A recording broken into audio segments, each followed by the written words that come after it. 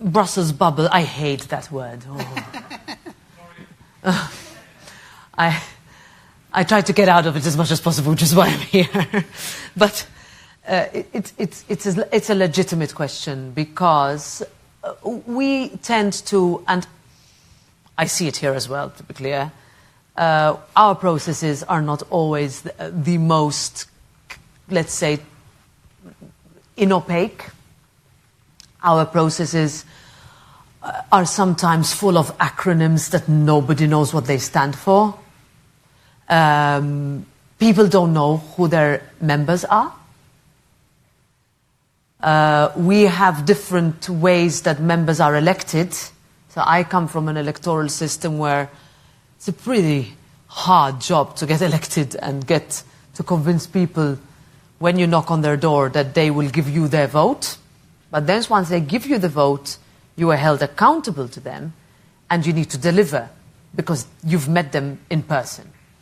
So I think there is also a difference in countries as to how MEPs, members of the European Parliament, engage with their constituents in order to deliver on what is essentially important for them. But make no mistake, if we're going to spend 5 years, because our legislative mandate is a little bit longer than members of Congress, I spent a lot of time with Congress members yesterday, where, you know, if you have a 2-year cycle, it's a very different one to us, where you have 5 years of implementing legislation, doing things that matter, but realizing that if you don't explain it, or if you ignore the fundamental challenges that someone like you would be telling us about it, then we're not doing our job.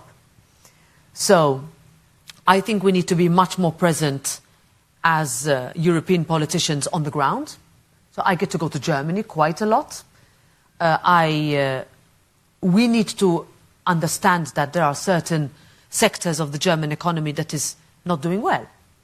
We also need to see that there is a rise in political discourse in Germany that needs to be countered.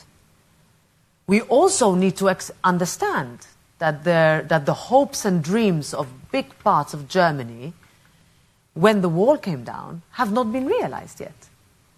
And that has to be said, and we need to be honest about it, and that we don't only discuss this when an election rolls around.